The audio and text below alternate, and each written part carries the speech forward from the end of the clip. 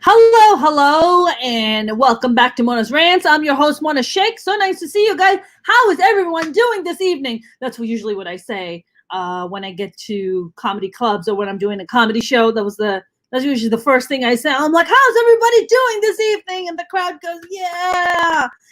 Sadly, I haven't experienced that for the past 4 or 5 months already now, and it's heartbreaking.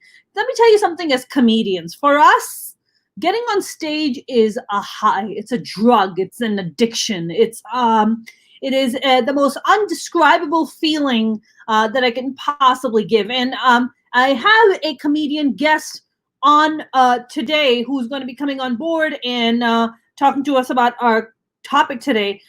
Tim is saying hello. Tim says, hello, Mona. How are you, sweetheart? I am doing good, Tim. How are you, my darling? Nice to see you. The lovely James is here. James says greetings and salutations. And apparently there is somebody who's so much of a fan of mine that they have chosen their name as my name, only with the exception that I spell my last name Sheikh with an A, and they spelled their last name Sheikh with an E. I shit you not.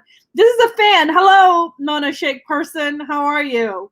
So much of a fan that they named themselves as mine. So there's also that level of fan base. So nice to see you guys. I have a comedian who's going to be coming on as a guest today, and we're going to specifically talk about what it's also like to not be on stage, and what comedy means to a lot of the comedians. The fact that we can't really get up on stage and perform and do and cheer the crowd and make people laugh and do crowd work and all that stuff. I mean, it really is an addiction. And let me tell you something.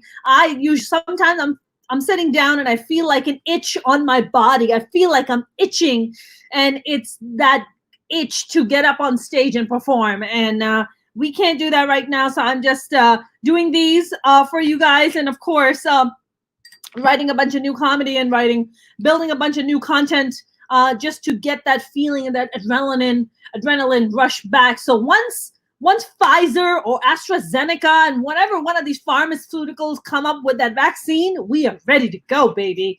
Also, please, I do also want to know your thoughts. Please do chime in the comment box. What do you guys think? Do you think we're close to getting a vaccine? Do you think we're far? Do you think it's bullshit? I mean, the government just gave $1.95 billion to generate about 100 million vaccines. That just happened. So I really pray to God that these vaccines work. That I'm not going to end up developing an extra like a head coming out of my neck, because like when you listen to these pharmaceutical ads, like what I was listening to one the other day. I forget which one. It was for it's called Enbrel, Enbrel, Enbrel, and it's for arthritis. People get arthritis in their fingers. And I swear to God, one of the side effects they wrote for Enbrel, this is to cure your arthritis. Okay, let's just get one thing clear. They said that the side effect is that some people have experienced getting lymphoma, cancer. Are you fucking kidding me? So you're telling me that my arthritis would go away, but I'm going to end up getting cancer? What kind of bullshit ass drug is this? What kind of nonsense? And the fact that they're so blatant about it, and then still are like, hey, you still want to try our drug? And you're like, your drug's going to give me cancer. Like, I may have really good hands when I have no arthritis in my body, but I'm going to have cancer. What the fuck?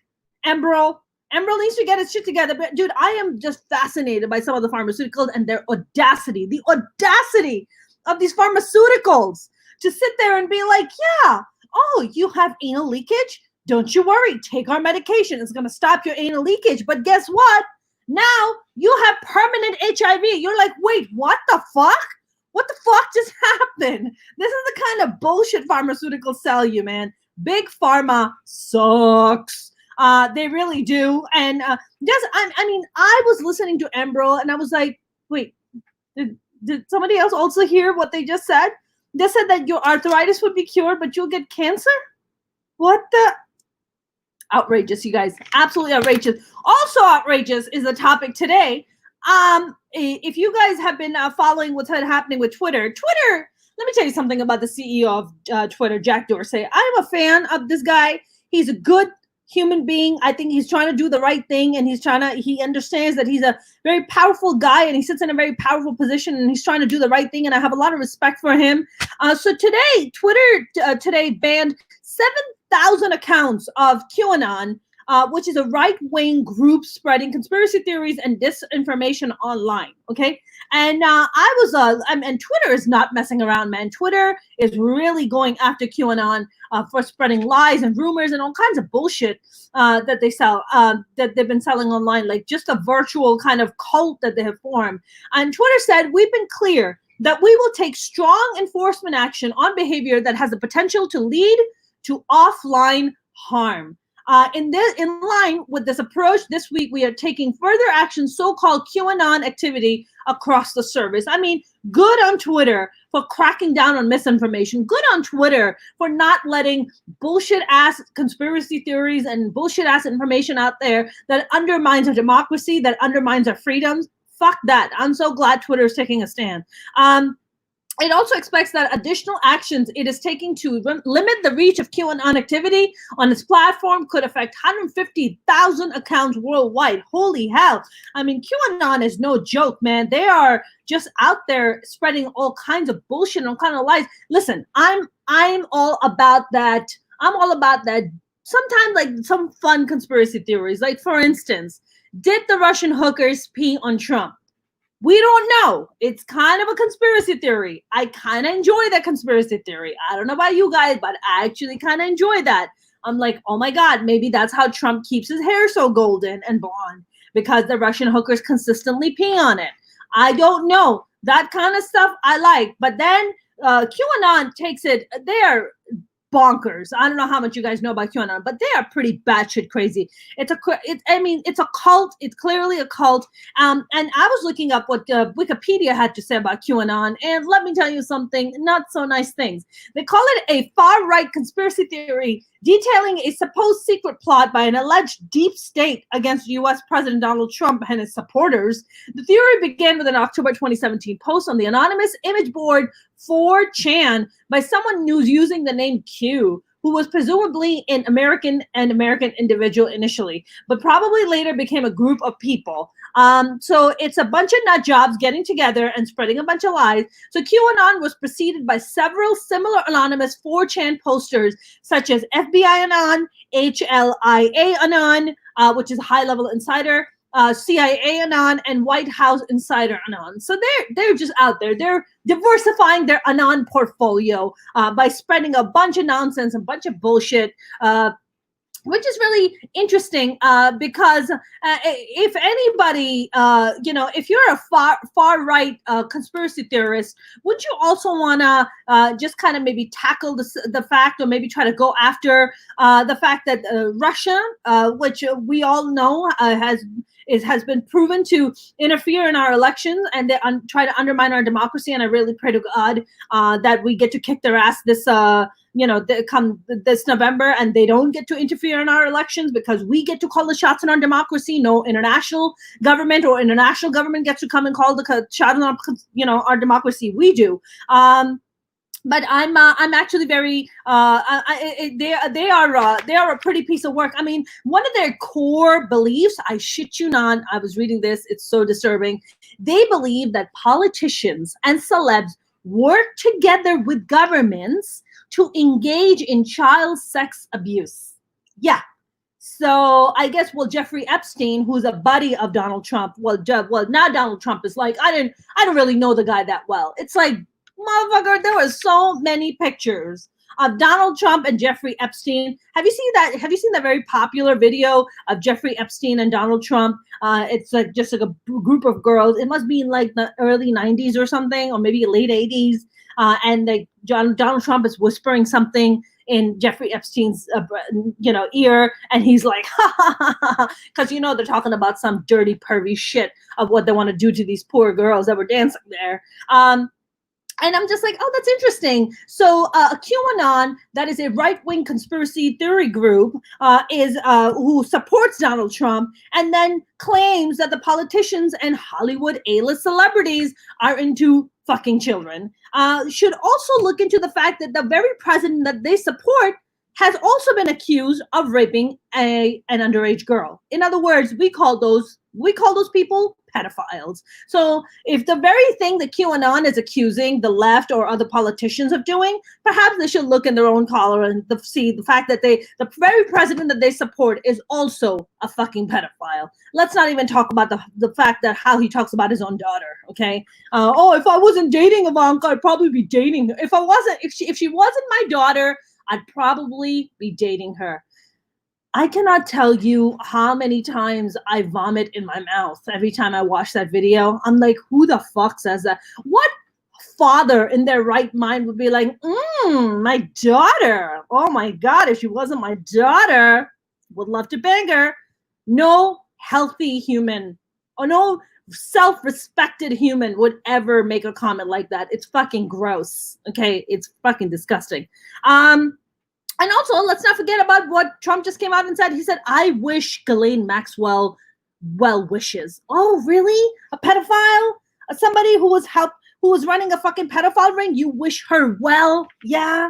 You wish that little pedophile well? Why? Because you were also part of that ring? Because you also got to benefit from that? Let's not kid ourselves, okay? Donald Trump was very deeply in cahoots with Jeffrey Epstein, and who the fuck knows how many children Donald Trump has slept with. I mean, it's gross. Okay, maybe that sounds a little conspiracy theory-ish, and I don't want to walk down that path, but let's not forget that Ghislaine Maxwell was very much involved with Jeffrey Epstein. She was his right-hand woman to lure underage girls in to have sex, for Jeffrey Epstein to have sex. And sometimes she would join in also. So, I mean, it's just disgusting. We have one of the comments here. Dennis says, if Ghislaine Maxwell is under arrest, I wonder if something mysterious would happen. You know it will, Dennis. You know it will. You know she's going to accidentally hang herself. You know, to something. Oh, she's going to get COVID. Oh, I'm so sick. I have COVID now, and my lungs are congested, and ooh, I'm dead. You know some shit's gonna go down. I mean, Jeffrey Epstein, his death alone is just so freaking weird. And you know it's a total cover-up and it's a lie. But it's funny, so QAnon's slogan, I shit you not, their slogan is, question everything. Really, QAnon? Why don't you just the very people who are joining QAnon should be the very people who should be questioning why the fuck are they joining a right-wing conspiracy theory group?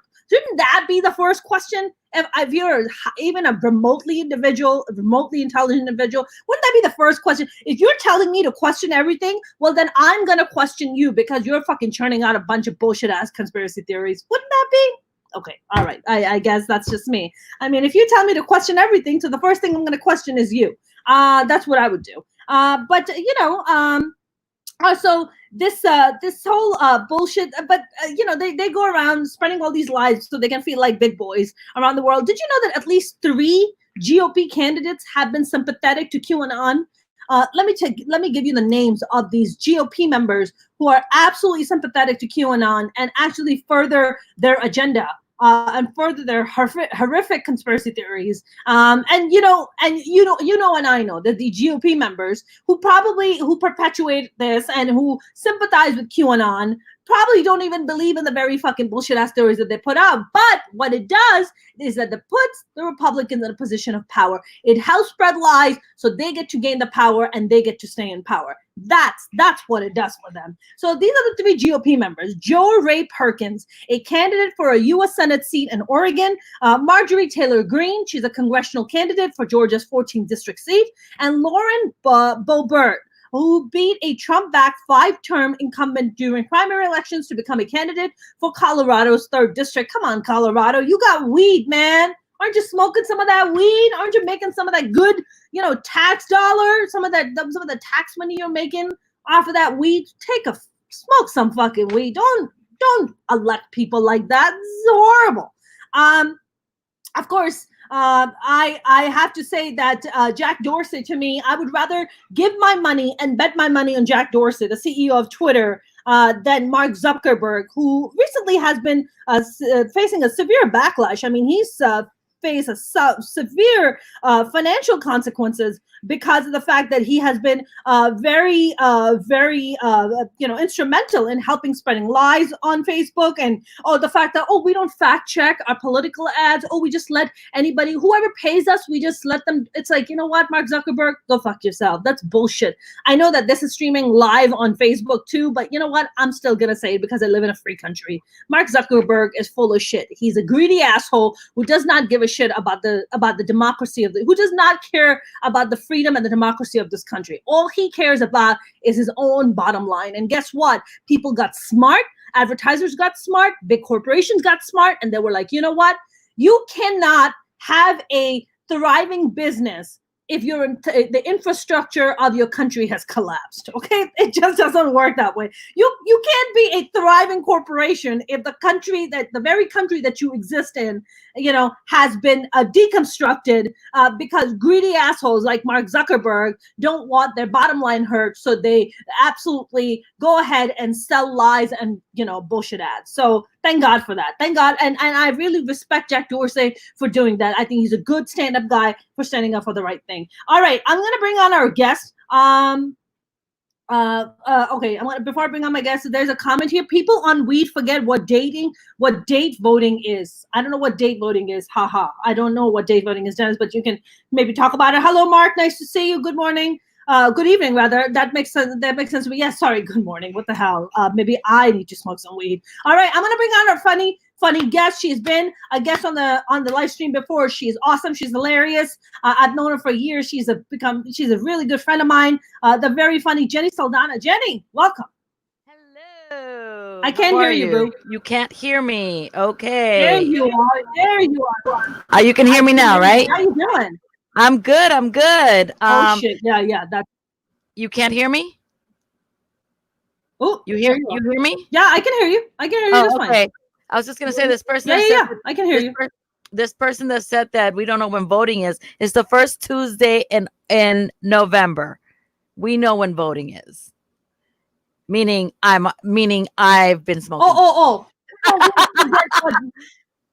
There's got people on weed forget what date voting is. And I'm saying I'm a little bit high. What are you saying? Listen, it's what, like 9:30 East Coast? You're in New York. You're in New York City. Yeah, you have the right to be high at this time. I mean, I would be a little disappointed if you weren't. Exactly. Actually. What do you smoke? Indica or sativa? Oh, I'm a sativa girl. Sativa? Oh, nice. Okay, I'm an indica girl. I'm an you like to be mellow? I'm all about that. Oh, listen, did you not just hear the first 17 minutes of me? Like that's how I am, like, most of the time. That's my energy, like, high up here. If I ever did cocaine, I would try to probably jump out a window thinking that I can fly. I could never do cocaine. Oh, no. No.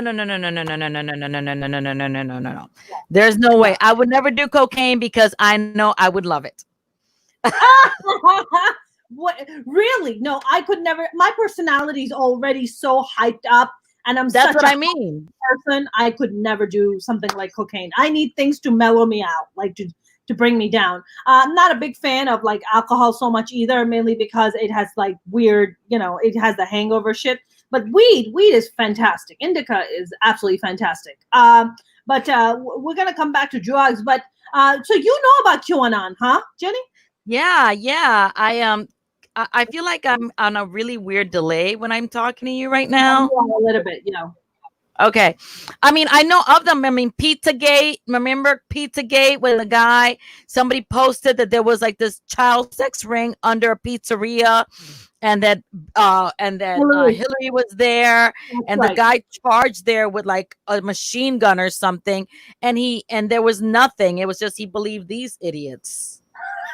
Imagine. Here's a question: if you're such a high profile child trafficking sex ring, what the fuck are you doing under a pizzeria? Exactly. You'd be in the bunker with Trump, right?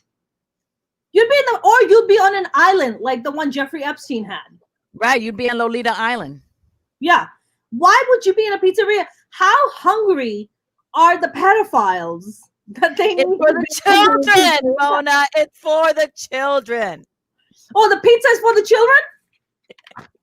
I so what? It like relieves the trauma a little bit as they're getting what? Molested? What the hell? This is getting Pizza very always dark. makes you happier, I guess. So I guess they think that they're gonna have the that's gonna calm the kids down. That's with so the gross. pizza. Of That is course, so it's gross. It's so gross to even, I mean, who comes up with, I want to know who is that person who sits down and they're like, you know what? You know what would be a really good conspiracy?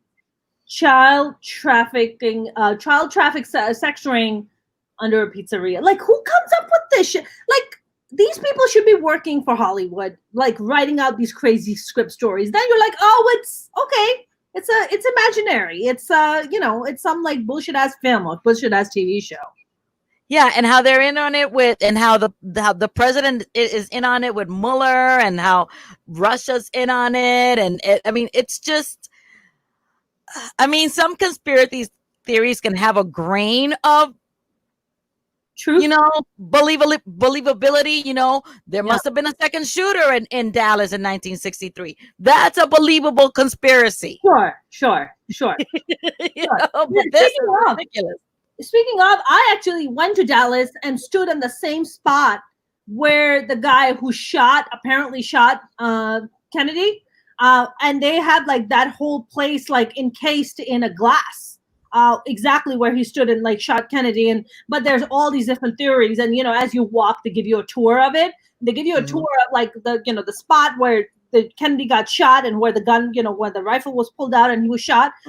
And also about, there was another gunman that was involved. And I was just like, man, it's one of my favorite conspiracy theories is that Trump gets to get peed on by Russian hookers. That by far is my favorite. But see, I don't consider that a conspiracy theory. I just consider that a really good tip. That's inside information. Yesterday I had a marriage and sex therapist on as a guest, and I work with him. Sam is awesome. Sam's become a really good friend. And one of the things he was talking to me about was the kind of stuff that powerful men like to do, because he has a lot of porn stars and sex workers and dominatrixes that are his clients. And one of the things he was talking about, the kind of stuff that powerful men are into. And one other thing he talked about, and it was so gross, my daily listener, James here, was tripped the fuck out by it. Was one of the things that he said was that some guys like to be pooped on by a woman, and they use it as lube later to do things. Yeah. So I mean, I know a guy who likes to drink my pee, but damn. Yeah, like some people are into that kind of gross stuff. And listen, that's what you're into. But that's apparently he was talking about it. I was like, but why? Why poop? Like, I was like, but what if you had some bad Mexican food that day? What happens to you? I'm like, oh wow, it gets pretty slippery, I would think. But it's pretty gross. What are you gonna do with all the corn kernels? Well, I guess that they just hang off your body. I guess I don't know what the hell. Because you don't digest corn kernels; they're a hole in your poop. I think they just form a tapestry on you. I think that's what happens. And this is why I invite comedians, just to add another layer to this shit. Because we don't know what we're talking about. Add another layer to this shit, literally and figuratively. Oh my goodness. So what else? What else do you know about QAnon? Because I was reading about them and I was like, man, these guys are like some crazy twisted fun. And also, who is funding this? Like, who are these people? Well, there's a few. I think there's one elected official, either a mayor or a governor, who's definitely a QAnon person. Yeah. There's a few people people are believing this. This is all part of Trump's Republican Party. Yeah. Excuse me, not the Republican Party. Listen, I don't have to agree with you to respect your beliefs. I have friends who are Republicans, and they're actually not part of Trump's Republican Party. Yeah. They're the never Trumpers. So these are the people who they're on the fringe. They're freaks. They're one chromosome away from being a carny. Well, now there's like a whole group that I saw on Twitter that are Republicans for Biden. which Yeah. was really fascinating. I Like mean, Jews with Jesus. Jews with Jesus, exactly. Jews for Jesus. Also, John Kasich, who's a like lifetime diehard Republican, is going to be speaking at the Democratic convention. I mean, though these are really huge things. You know, you're talking about Republicans jumping ship and saying, "Man, I'd rather take this Democrat over this idiot that I have in place." Yeah, it's really scary, and uh, I still listen. I'm not one of these people that's convinced that he's going to lose, because last election I sat in LA waiting, thinking that I had done my early voting in New York, and then we lost. So I think that anything is possible. However, I'm hoping and praying that everyone comes to their senses and realizes that this man is sinking us and doing things that are so unconstitutional. He's been talking about pooping and using it for lube. He's been using the Constitution for lube. Listen, I think what sometimes I think about is, I mean, it's one thing that if Trump wants to become a dictator, right? That's one thing. But the other is just like, look, there are these checks and balances that are put in place by the ancestors of this country. They were very smart guys. They weren't perfect men, but they were definitely very smart men who understood that they didn't want what was done to them in England be repeated in their new country that they were going to form. And they didn't want that kind of church and state mixing. They didn't want that absolute kind of total control and power by, one group of people or one person. That's why they put checks and balances in place. That's why you have your legislative and your executive. That's why you have different people who keep each other branches in check. But even then, it's not enough, because Trump managed to somehow slip through and become the president of the United States, right? Which is so fucking disturbing. But what I want to know is, what is Trump really intending to do? I mean, even if you're wanting to become a dictator of this country, right? And if you want to really dismiss the checks and balances that are put in place, but if the country itself, the infrastructure is going to collapse because you are such an incapable president who's incapable of creating jobs, who's incapable of creating, stability, what country would be left to rule? That's the part that I don't understand. Well, no, he just wants. Well, it'll be him. It'll definitely be a tale of two cities, but it'll just be the us and then them, in the sense that the ruling class. There will be no middle class. It'll be back to like it was during when we had in England before we came to America, and he wants that autonomy. He wants to be like an emperor, is what he wants to be. He wants to be a czar, and so. But even the other day, rule. But if the country is collapsing, right? We have such a high unemployment. The country is, of course, again shutting down because the COVID spread, because our president has severely failed in controlling the pandemic. Now he's finally coming out and saying, yes, wear the mask. It's a patriotic thing. But it's like, okay. And also, may I just point out, when I saw first time Trump wearing the mask, it looked like Putin's underwear. I swear to God, when I saw it, I was like, yo, is that Putin's underwear that you have? I'm so glad that you're privy to Putin's underwear. And somebody was like, how do you know it's Putin's underwear? I was like, it looks like Putin's underwear. Mona went into her drawer and got the ones she got last time she was there at the Kremlin. And she's like, he gave me the red ones. Listen, if I ever go to the Kremlin, they will never let me go. They shoot my ass and bury me right in the snow. Okay. They're like, we're gonna bury this bitch right in the snow. They will never let me out alive. Are you kidding me? But it's like now he's finally coming out and now he's saying, oh, it's gonna be worse before it gets better. What are you talking about? We knew that, because we're gonna have a second wave. And listen, you and I are speaking rationally because we're talking to our base, but there are people who still think that he's done great things.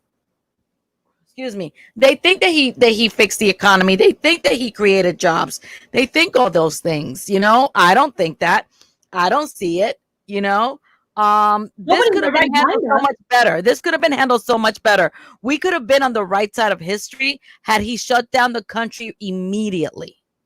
Dude, Japan had, in a month and a half, they were able to curtail. They had about 850 deaths, and now they're like opening up the country and everybody's worrying about their business. They managed to control it without a vaccine. All they did is they followed the rules. Everybody listened. They shut that shit down. everybody was mandatory to wear a mask, and now they don't have that problem. And That's it. our numbers are staggering every single day. Orange County here, like the numbers are like just through the roof. It's gonna take the lead. I think it's gonna take the lead even from LA County, which is where I live. I mean, it's a real problem. How are the numbers looking in New York City right now? Well, New York's doing well. I mean, New York is actually leading the pack in the recovery. We're in phase 4 right now. We still don't have inside dining, but we do have outside. We're having a really bad storm right now, so that's what sucks, because when it rains and then there's no business, right, because everybody's eating outside. So we're eating outside. Everything shuts down at 11, though. Everything, the whole city shuts down at 11. Really? That must be so weird. It's so weird, especially when you still want more drink. Listen, and so of course there's no inside bars. So the bars are what, on the inside, on the sidewalks? Yeah, they've actually made a lot of the streets into like one lane, and or they've really just taken off this over the sidewalk, and everyone has either part of the street. They set up like almost like a stage, a platform. They put a couple of chairs out there. Now they're timing people, because they don't, so you can only do like 90 minutes at certain places. Yeah, because there's backlog. They have people waiting to sit down, because the seating is so limited that there's a wait, especially like I went out. I was in Jersey City on. Oh, I'm sorry. I know. I was there on Friday night. I was there, and why in God's good earth? Oh, I went on a date. It was date number 2, and then he bounced. He ghosted after date number 3. So there's that. I know. This is why you don't go to Jersey City. This is why you don't date guys from Jersey City, right there, Jenny. Because they ghost. He was such a bro too, like totes bro. Bro? Oh no. Yeah. You want like exactly. He's definitely this guy. Yeah. Oh God, no. I think he's an evolved bro. Like because I wouldn't have gone out with him if it was full Jersey Shore, but I saw the Jersey Shore in him. I was like, yeah. Oh Jesus. What is it with Jersey guys? Yeah. Spiky hair. Like Paulie, no, he has a bald head. What is it with like Jersey and Staten Island and Long Island guys who want to be called? No, not Brooklyn. No, not Brooklyn. Staten Island, Jersey, and Long Island guys who insist they're grown ass men and they have to be called by their childhood Joey, Johnny, Richie, like yo Frankie, like you're a grown ass man. Because they're stuck in that. They're stuck in that. They're still waiting for mommy to come and wipe their ass. That's why. I don't want to be screaming, Mikey. Who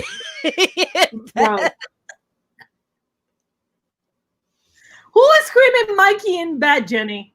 I'm just saying, you're dating a Joey, a Frank. Oh, Frankie. Oh, Frankie. I'm gonna do even my erotic voice can't get away with Frankie. That's right. Last time you were on, we were talking about your erotic voice. Yeah, even that can't get away with that. I can't make Frankie sexy. All right. So you were in Jersey City, and so now, so what else are they doing in New York City now? Bars? It's the bars are, so they're opening. Everything's open. Everything has to close at 11 o'clock. Okay. Salons are open. Okay. Yeah, salons are open. But do they take your temperature everywhere you go? Because they take temperatures here. No, not everywhere. There are certain places, like when I was at a bar on Sunday, and if we went into the bar to go to the bathroom, they would take your temperature. Oh wow. Yeah, because you're eating outside. Now I work part-time at a hospital, and I've been assigned to the fever station, so I spend all day doing this. Wow. So what happens if somebody comes in and has a fever? What do you do to them? I gotta send them away. If they have a fever, and I have to send them away, and I have to ask them if they've left New York City in the last 14 days. I have to ask them if they have a sore throat, if they're sneezing. If they sneeze once today, they can't come in.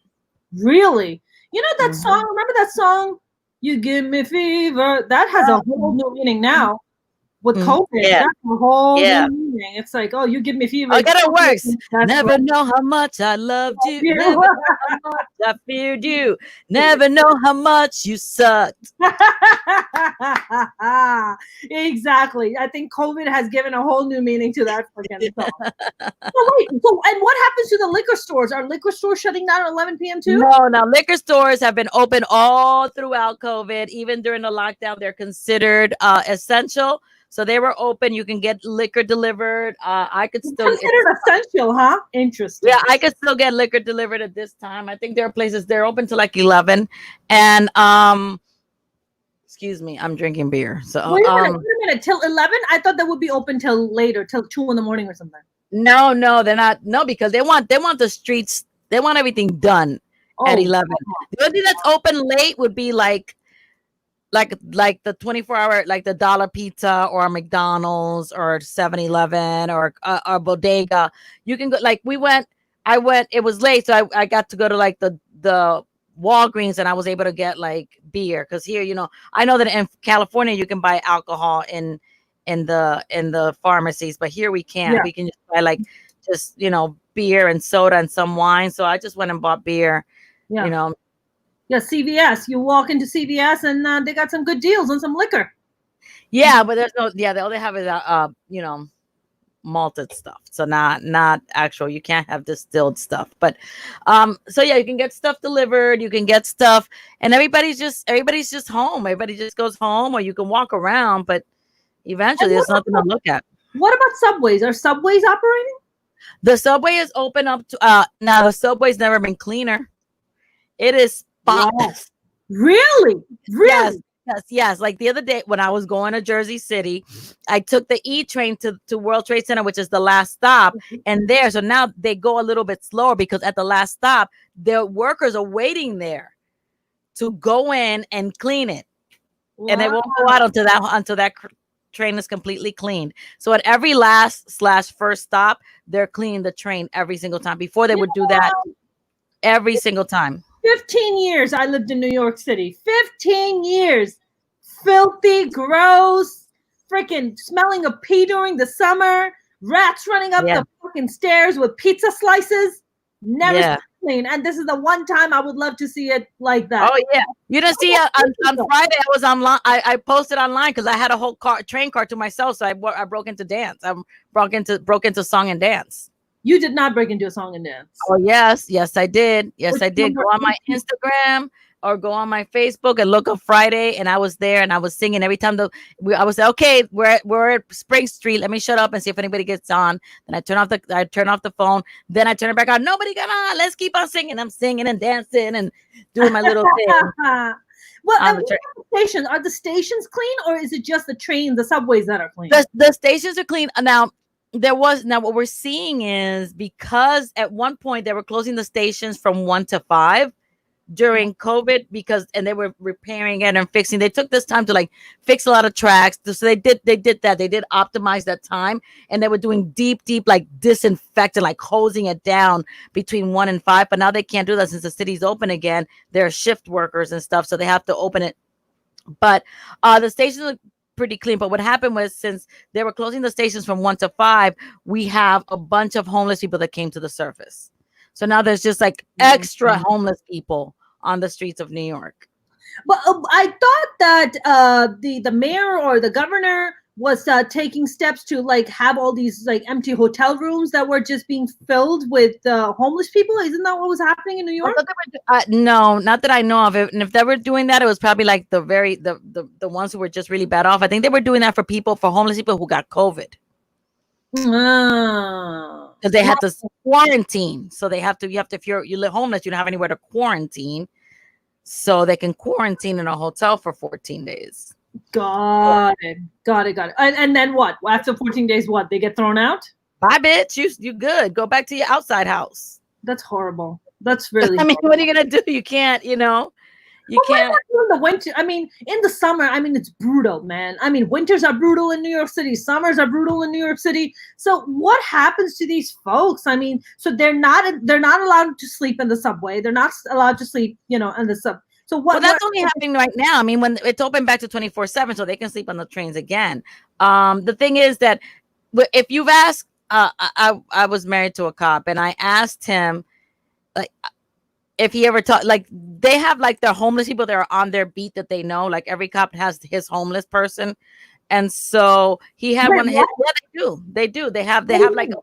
that means that, like, if they work, let's say the cop works these 4 blocks, there's always a guy in a corner, he knows his name, they know each other, they're like, he'll buy him coffee once in a while, buy him a donut, stuff like that. So he said that he asked his guy one day, it was really, really freezing cold, so he bought the guy a coffee.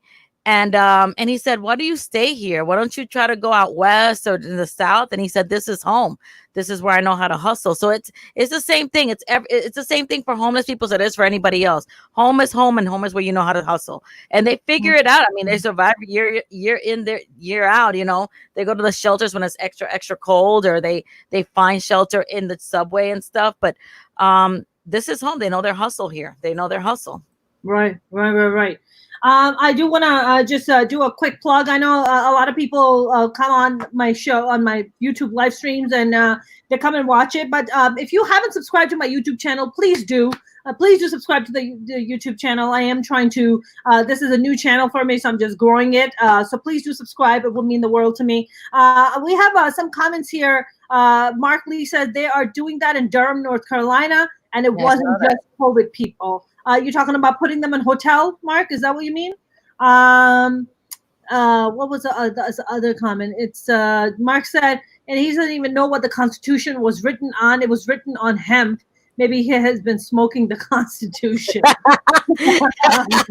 He's too busy snorting Adderall. Exactly. Every time. I wonder. So this is what I'm really, what I'm interested in it is the fact that, has Trump endorsed QAnon, and has he ever retweeted any of their crazy conspiracy theories? He has, by mistake, retweeted them here and there, and then he's had to take them down. And he hasn't endorsed them, but he hasn't denounced them, just like David Duke.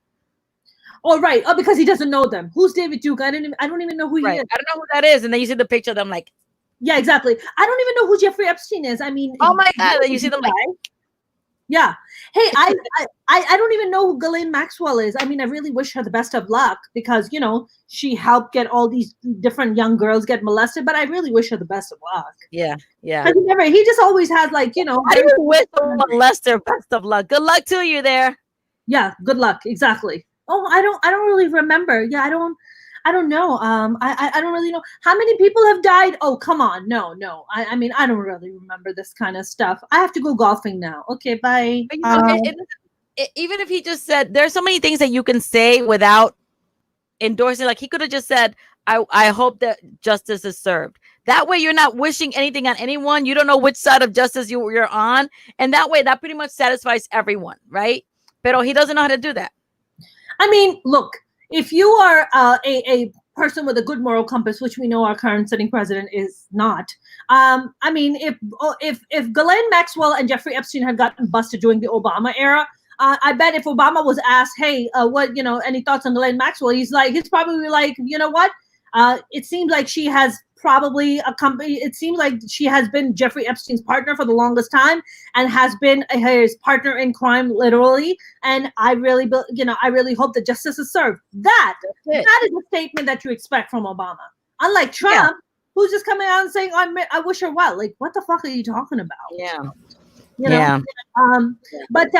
So one of the things that I was reading about QAnon is that they have a hashtag that they do. It says QAnon believers commonly tag their social media posts with the hashtag. You gotta listen to the hashtag, Jenny. It's hashtag. It's all caps, by the way. WWG1WGA. Who the fuck came up with that? That is the most weird. That rolls off the tongue. Right? Signifying the motto. There's a motto behind it. It says, where we go one, we go all. You go all where? To hell? Where do you go? I've seen like on Dateline or something, people like QAnon people being interviewed, and they're like, oh my God, because you guys don't even get it. Like, he is so above everything. Like, he tells us things and we know what he's saying and you don't know, but then it happens. And I'm going, what the fuck are you saying? They're insane. So they believe that I shit you not. They believe that the Hollywood celebrities and the left, the Hollywood A-listers and the government and the politicians get together and they're devil worshipping child fuckers. That's what they Mhm. believe. Yeah. Yeah.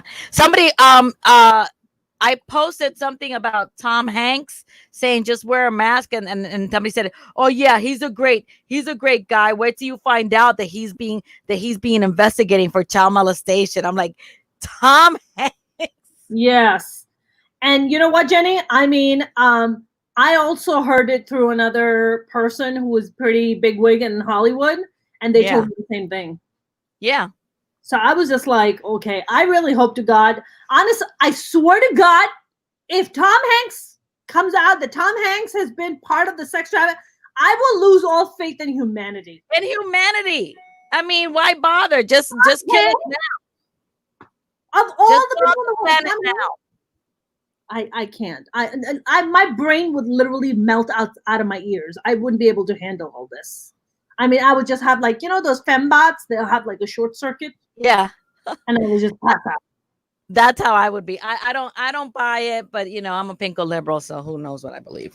But dude, why don't we have like the left version of QAnon? Shouldn't there be one just to counter it? We do have extreme leftists. We have extreme leftists. I believe. I'm not. I'm going against the grain here. I'm not a big fan of AOC. No, I'm not. Well- I'm not. I don't hate on her and everything. I think she's a bit much. I think she's a little extra. What do you mean? I just think she's extra. I think that she's extra? too. Yeah, she's mad extra. Like she's just. Please do tell Jenny Saldana. Who did I what? I said, please do tell more, Jenny Saldana. Well, I heard that no, she's just extra. Like she's just so radical, and it's one like I loved it when Nancy Pelosi basically told her to sit down and wait her turn. Like I understand her. I like her policies. I like what she thinks. I like the way she does, the way she's thinking. But some of the way she wants to execute things is a little too radical for me. Like listen, I have people in law enforcement in my life. Do we need police reform? Absolutely, 10 billion times percent. Do we need to get rid of cops? No. Do we need to do the kind of stuff that she's a little she's too anti-cop for me. And I'm not saying that I'm pro-cop. I'm saying that I have cops in my family and I respect them, and I do, and the ones that are in my family believe that change needs to happen. And I'm sure there are other cops out there who aren't in my family who believe the same thing. Is what's happening atrocious, and that's what's the forefront? Absolutely. But I just think that AOC is a little, and I hate saying this because I'm a woman, but I just think she's shrill. And I hate it when women are called shrill, but she's shrill. Shrill meaning what? Like she's like you're saying just so like every time she talks, that's how she looks to me. Really? With her big bug eyes and her big bunny teeth, and I just can't. That ain't right, Jenny. That ain't right. So I apologize for being a woman. AOC is very big in California, mainly because California. I get it. I get it. I respect what she's done. I just don't think I respect what she's done. And I think she's going to get what I think is she's going to get quieter as she gets older and she starts learning. Like, I think it's one thing to be, she's got this like pie in the sky view of things. And sometimes you don't realize she doesn't want to go across the aisle. She doesn't want to, and you can't do that. That's not how you work in politics. If you don't want to go across the aisle, then you know what? You should have stayed doing grassroots stuff and doing stuff out of government and doing things on the grassroots level and organizing on the community level. But if you're not willing to work with an enemy or with an adversary, then you're not going to get anywhere. Then she's going to end up like her world's going to get smaller and smaller. I mean, look, that's the problem with Trump too, right? That's the same issue Yes, that we're talking about. exactly. That's what I'm saying. Yeah, Trump doesn't want to reach across the aisle, and he's running America as like one of his failed casinos, which is it's my way or the highway, and it's like, no, you don't understand. That's not how the world runs. That's not how governments operate. The people, but that's how AOC is. I think she's like, it's my way or the highway. Yeah. I feel like AOC is young. I think she's passionate. I think her heart's in the right place. I think the kind of the Green Deal I'm all about. I mean, look, she is the one who called out Chuck Schumer for not paying his interns. She called him out. She like went on and she tweeted about it. I respect those things because that's the things I respect. But you said it yourself. That's it. I respect that. I agree with the Green Deal, but it's the thing that she is young and she has so much, but she still hasn't learned how it really works. So I think that I'd like that. I want that fire in her belly, but I think once she learns how to like be more of a team player, and instead of just saying it's me, like my side, not herself. She's not making it about herself, unlike Trump. The Democratic side, the progressive Democratic side. Yeah, I just think that she's a little, she can lose. And I consider myself very much, I got to plug in my computer. I consider myself very much a liberal, but I do think that she can alienate people who, I think I'm center left as opposed to extreme left. And I think most people are center one way or the other, center right, center left, most people. So when you have someone like her and I'm center left, she alienates me. Yeah. Yeah, because you're saying that she goes too far left, right? And starts saying stuff like that. That's how I feel. I can listen. I can totally see that, and I think she also knows that she is that. So I don't think it's news to her or her supporters for that matter. I think AOC will probably just grow more into her role. I think her heart. I mean, honestly, some of the stuff that she proposes, I'm a big fan of. Like I mentioned, the Green Deal, I'm a big fan of. I'm a big fan of her calling out other established politicians. May they be people who belong to her very own party for not taking care of the interns, for not helping out campaign reform. She's big on that, on campaign reform, on lobbyists. I mean, I'm all for that. I'll back her up 100% on those things. Yeah. Those are the things I think are the right thing to do. Yeah. So let me ask you something, Jenny. If I'm playing the devil's advocate, if AOC was a guy who talked like that and behaved like that, how would you feel? I still think he'd be. If AOC was a guy, he'd be Trump. He'd be a liberal. He'll be the left wing Trump. He'd be just as loud and just as boisterous and just as because I called her shrill. But I still think that she would be. I still would not be attracted, or he would not appeal to me with their policy. You know what I'm saying? I just think that because she's young, and I said it pains me to say that she's shrill, but to me she comes across as shrill, and I hate saying that because I'm shrill. I'm being shrill right now, but I don't think you're shrill. I don't think you're shrill. I think the person who comes across as shrill to me is Betsy DeVos. See, to me, she's not shrill. To me, she's just opaque and an empty shell. Well, that too. She's also those shrill to me is Kellyanne is shrill. Kellyanne Conway for sure, 100%. Kellyanne. the new press secretary, that bitch is shrill. McEnany? Yeah, she's shrill. Yeah, she's Queen Shrill. She's a Karen with a C. Yeah, she's a big old C Karen. Yeah. She's a giant Karen. There's no denying about that. Yeah, she's Captain Karen. She's Captain Karen. Man, why do we not have the male version of Karen? Is what I want to know. Is it Chad? What's the male version of Karen? It's Bob. No, it's not. I guess it's not Bob. But there is that guy. That guy exists. There is a male Karen.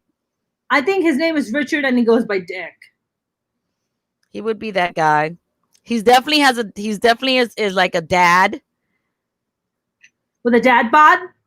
He has, but not the good dad bod. What's a good dad bod? I don't know, but apparently that's a thing. So if that's a thing, I'm saying not the one that's a thing. Not the one that's a thing, the one that isn't a thing. the good dad bod. I think Judd Apatow was talking about it. I was watching him at the Improv one night, and it was awesome because I got a chance to talk to him afterwards. And one of the things that he was talking about was he's like, yeah, I made it on the cover of some like People magazine or something like that. They took a picture of him at the beach, and they were like, look, Judd Apatow has a dad bod, a sexy dad bod. He was like, what the fuck is a sexy dad bod? Yeah, that's a new thing. It's like I don't know. I don't mind a fluffy guy. Like I like Kevin James. Oh, I love Kevin James. Oh yeah, I like guys with meat on their bones. I don't like. Yeah, I like that. I like a teddy bear. You like a teddy bear? Like all right. Well, Mark's saying that I don't see AOC as shrill, but Kelly is definitely shrill. Okay. All right. I see them both as shrill. Yeah. Got that whole shrill thing going on, man. So I was on the I've been like just reading up about QAnon and just the kind of stuff they put out. Man, they are.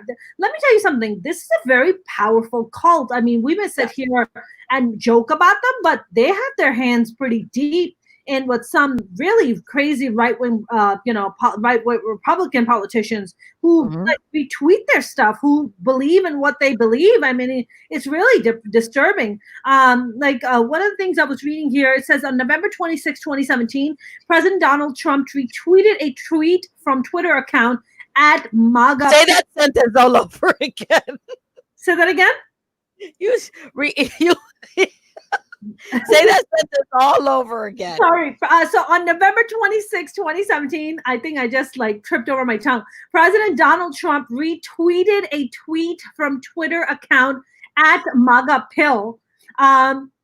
A self-styled official President Donald Trump accomplishment list and a major proponent of the conspiracy theory. Less than a month after QAnon first started posting, on December 28th, the Russian government-funded television network RT aired a segment discussing QAnon revelations, referring to the anonymous poster as a secret intelligence operative inside the Trump administration known by QAnon. Yeah, dude, they have their hands pretty deep, and you know, it gets a little scary when they start doing shit like that. There's a picture of man, I wish I could pull this up.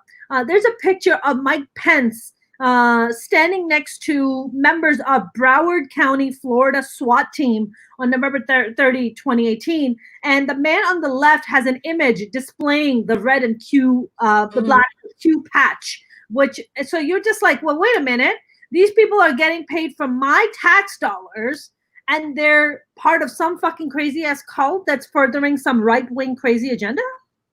Could you imagine if Obama, and I know we've been spending the last 4 years saying, could you imagine if Obama, but if Obama or any of his surrogates had been standing next to like Louis Farrakhan or any of these people, you know, Nation of Islam, and they would be, you know, he'd have to disavow them right away. Yep.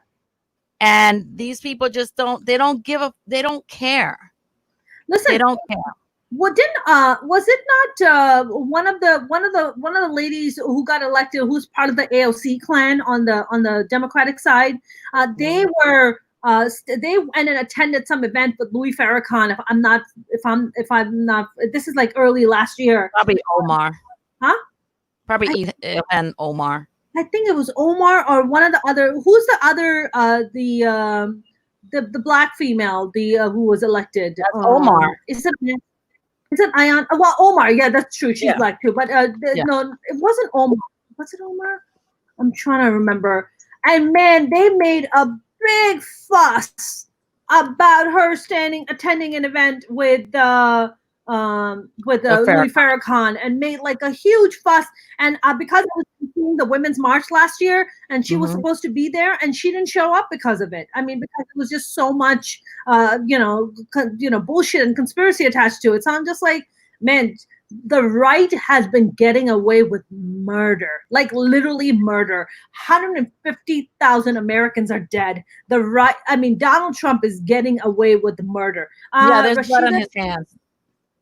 Yeah, Ayanna. I think it was Ayanna Presley. Mark said Omar, Rashida, Ayanna, and AOC. It was Ayanna Presley, I believe it was. And they made a big fuss about it. Oh, Ayanna Presley with Louis Farrakhan, isn't he anti-Semitic and this and that? Which, by the way, Louis Farrakhan is pretty fucking anti-Semitic, and I'm not down. I don't like Louis Farrakhan. I don't like any of those people. I'll say that I don't like any of those people the same way I don't like any of the QAnon people. And yeah, they're anti-Semitic. So are people from QAnon. So is the Klan. So is David Duke, who also endorses the president. So shut up. That's right. I mean, look, for me, it's like Louis Farrakhan. When he like publicly goes on and talk about the Jews and say horrific thing and say anti-Semitic shit. Dude, I'm not down for that. Like, because you know what happens? Look, as a Muslim woman and as a Muslim person, what it does for me, it's just like it turns it perpetuates that bullshit stereotype of Muslims hating Jews. And it's like, dude, most of my friends are Jews. Most of my friends, how do I even, like, I am not with this guy. I don't fucking agree with what he has to say, that he's going on and saying that because you're a Muslim man who sits in a position of power, who also happens to be black, that you're sitting in power and you're sitting and saying anti-Semitic shit, and somehow we're supposed to sit down and take that and accept that? No, it's not. Hate is hate. Anti-black and Islamophobic, anti-Semitic. Dude, I'm not for any of that shit. I'm just not. Well, then let me ask you a question. As a Muslim woman, how do you feel about the Nation of Islam? Because I think that they're a sect too. I think there's a cult. I think that they're not. I don't consider them real Muslims. I think if you were really about the Quran and whatever, then you just be a regular Muslim. You don't need to join this is a sect. And I mean, so how do you feel about them? Because I think they're full of shit. They're anti everybody, but they're just too pro-black. Yeah, I mean, listen, I don't mind the pro-black part, and I feel like Nation of Islam. I mean, they're exclusively pro-black, is what I'm saying. I don't. You know what I'm saying? Like it's everybody against them. Right. It's us versus the world kind of a thing. Yeah. Look, anytime I hear Muslims like talk in terms of like, oh, it's us versus them, and oh, if Muslims could only get together, we would rule the world. It's like, calm your tits, okay? First, calm your tits. We don't need to just fucking rule your own countries. You are having trouble barely ruling your own goddamn Muslim majority countries.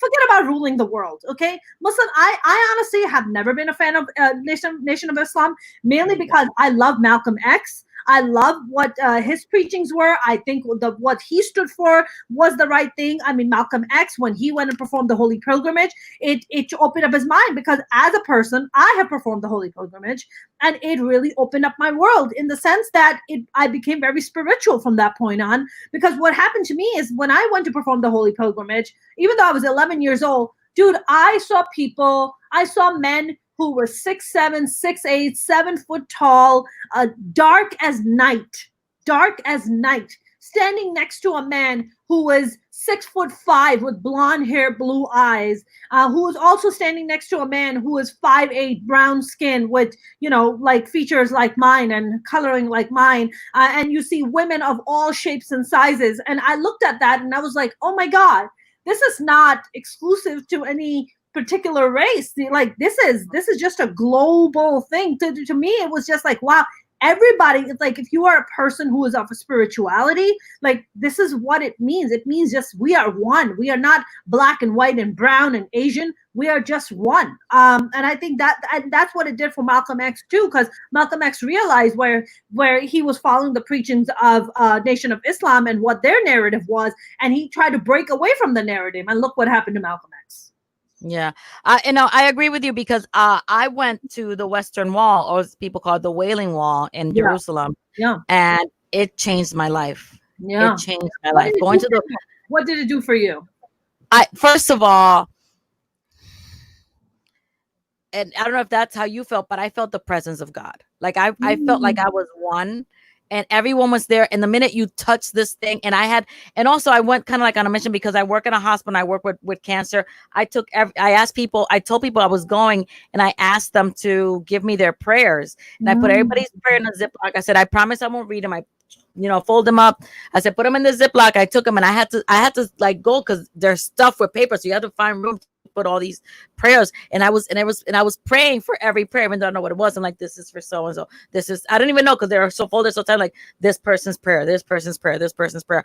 And I remember just touching the wall, and then you just become. It was just.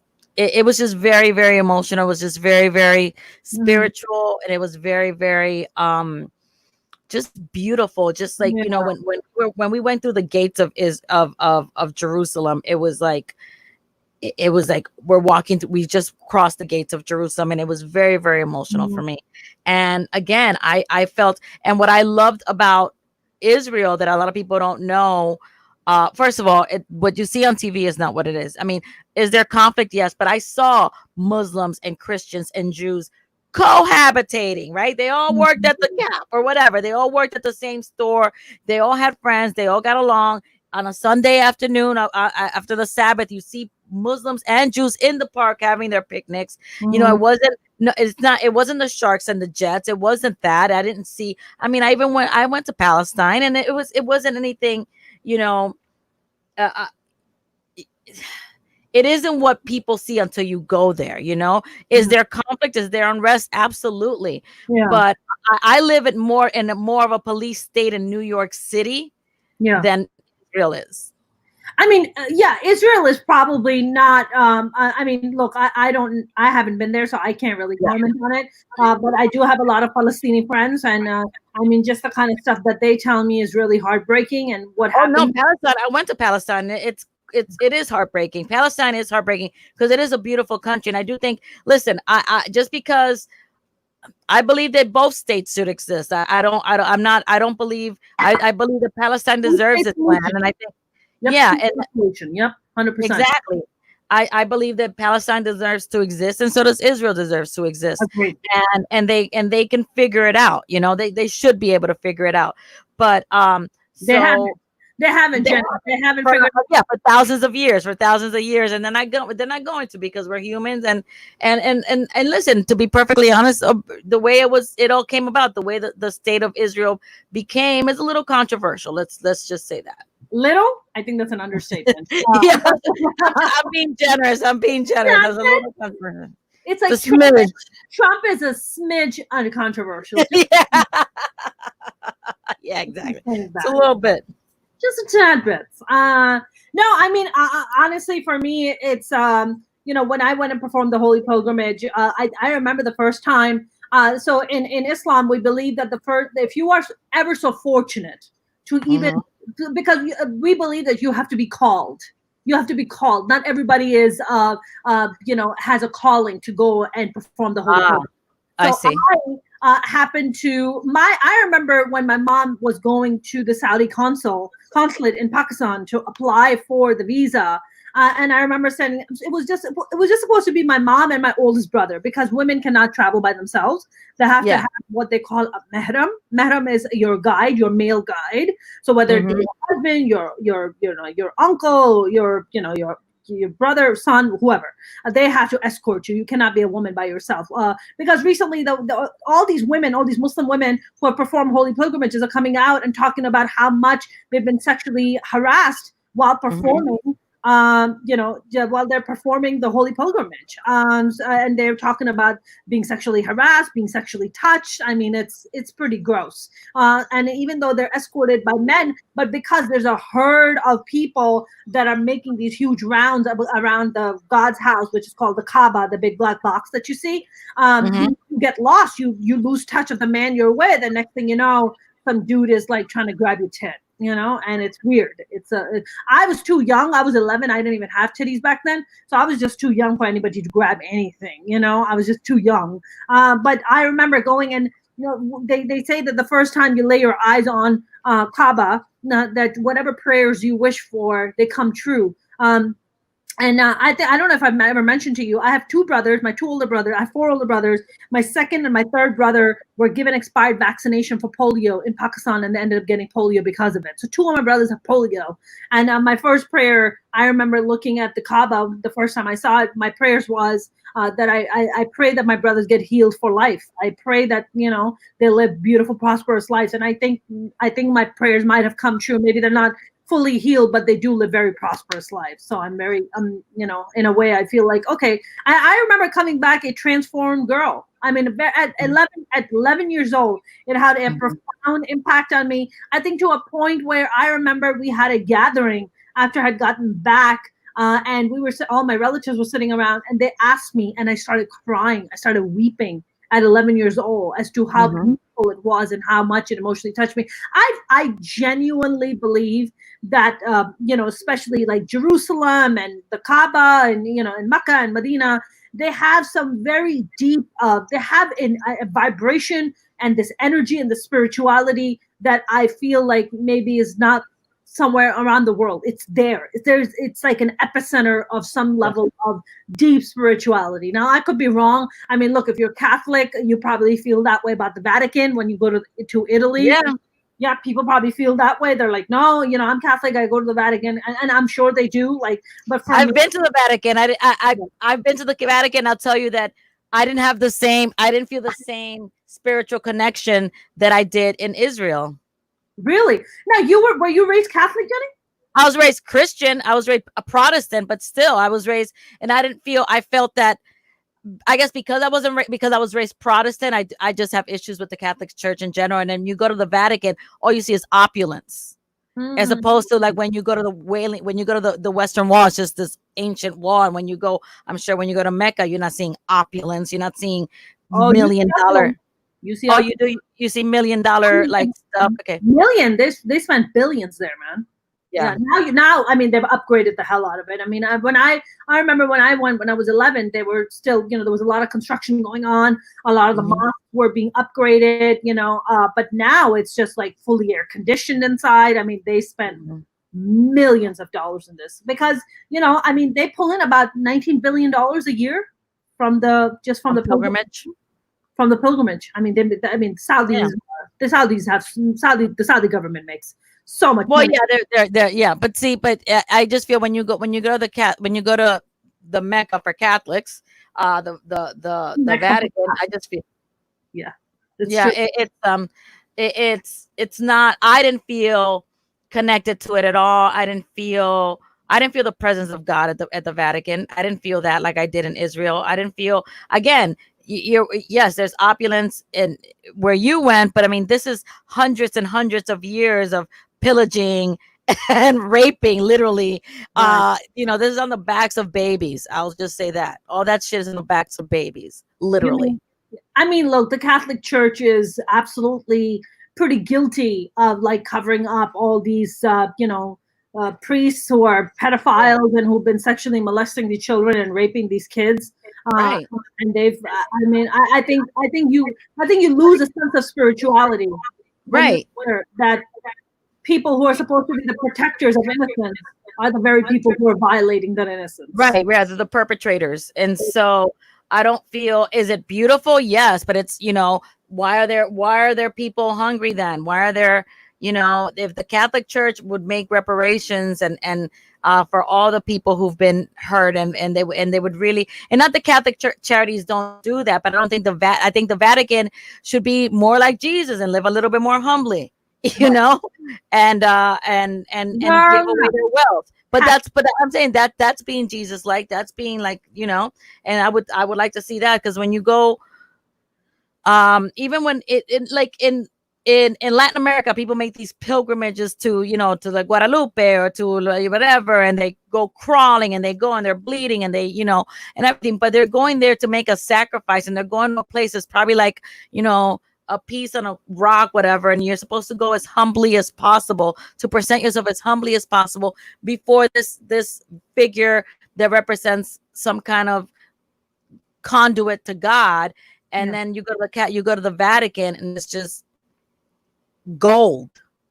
Yeah, absolutely. I feel like when it comes to like especially the three major religions, let's talk about that. Talking about Christianity, Islam, and Judaism. I don't know so much. I don't know how much opulence is there. I've been to a few synagogues in New York and LA. They weren't that opulent, but man, the Greek Orthodox churches. Woo! Oh my God, I've been to those.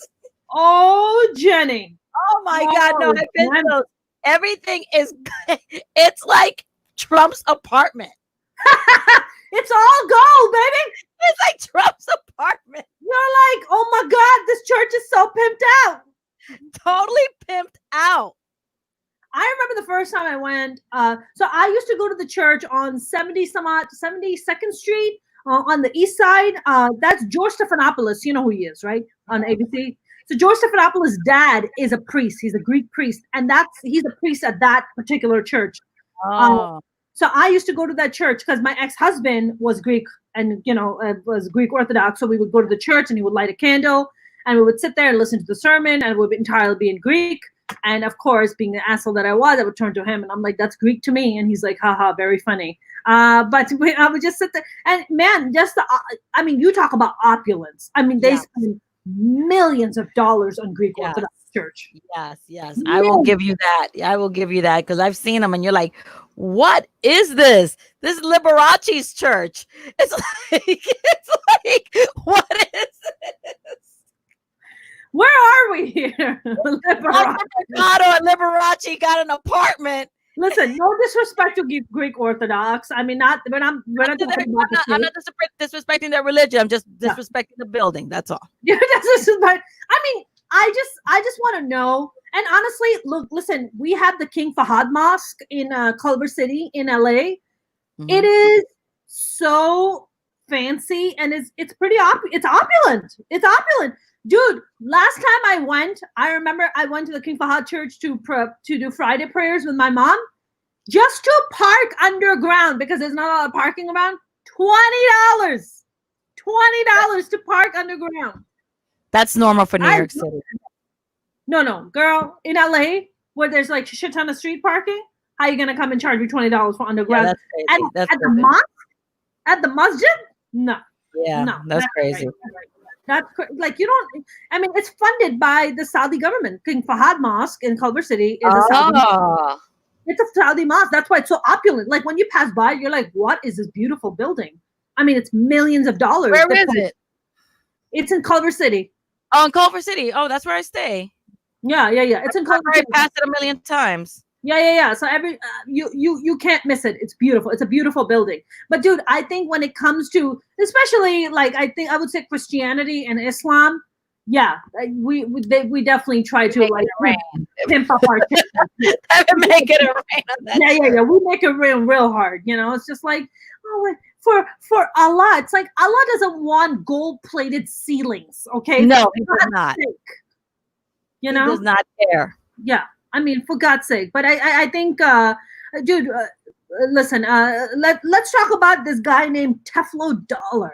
You know this guy? Do you know who he is? Oh, yes. The guy that he said that God wanted him to have a $50 million like private jet. Yes. Was it? I know who he is. Yeah.